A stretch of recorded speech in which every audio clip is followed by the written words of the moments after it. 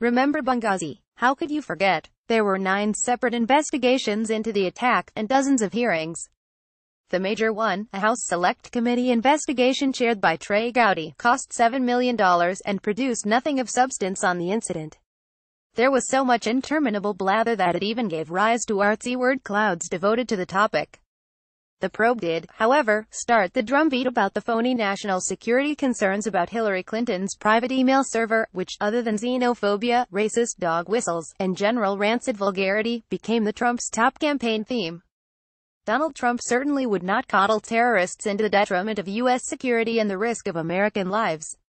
As he loved to remind us, he would bomb the shit out of ISIS. His initial Muslim travel ban was so tightly drawn that it prohibited an Iraqi 4-star general from attending regular meetings with his American counterparts at Central Command headquarters in Tampa.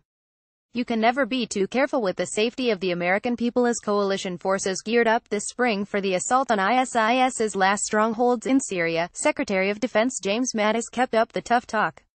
Describing it as a war of annihilation, he said the following: "Our intention is that the foreign fighters do not survive the fight to return home to North Africa, to Europe, to America, to Asia, to Africa. We are not going to allow them to do so." Thanks to investigative reporting by the BBC, we now know that Mattis's promise did not come to pass. During the final October offensive on Raqqa, ISIS's capital and holdout of the group's toughest last-ditch fighters, the Syrian Democratic Forces, the American-backed local coalition opposing ISIS negotiated a deal with knowledge and agreement from the U.S. The deal resulted in the convoying out by truck of at least 250 ISIS fighters and their families, along with so many weapons and so much ammunition that it overloaded the trucks. The report raises many questions. Why the shift of policy on the part of the U.S.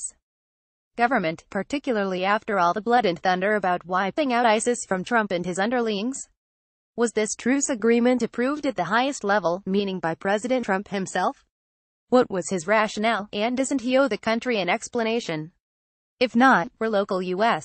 commanders empowered to make such an important decision, and in that case, did they seek input from our intelligence and security services about the implications of 250-plus heavily armed ISIS fighters running loose in the Middle East? Was the congressional leadership informed in a timely manner? The agreement allegedly did not permit foreign-born fighters to evacuate Raqqa and the convoy.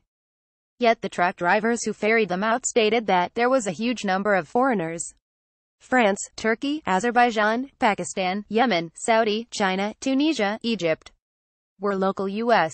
commanders aware of that, and, if so, why did they acquiesce?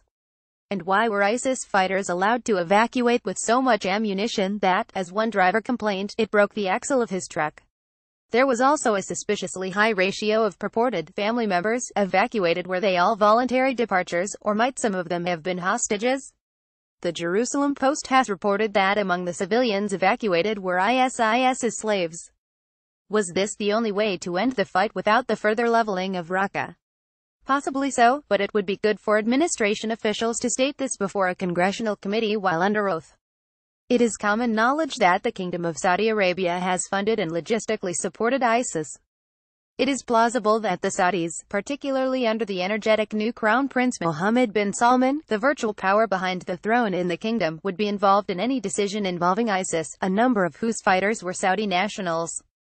Since the Crown Prince gained power, Saudi Arabia has orchestrated the blockade of Qatar, held the Lebanese prime minister as a near prisoner, used famine as a weapon against Yemen, and replaced Benjamin Netanyahu as the most active force trying to instigate war between America and Iran. Was there a diplomatic exchange between the Saudis and the United States over the Raqqa deal to preserve a Saudi asset? In critical support of the Saudis has long been an Achilles heel of U.S. foreign policy.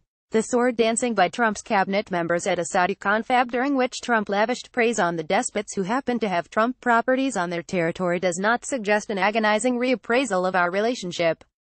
On the contrary, it points to the possibility that the relationship will be further entangled by Trump's characteristic prehensile greed, weakness for flattery laid on amid vulgarly ostentatious trappings, and fondness for tyrannical leaders.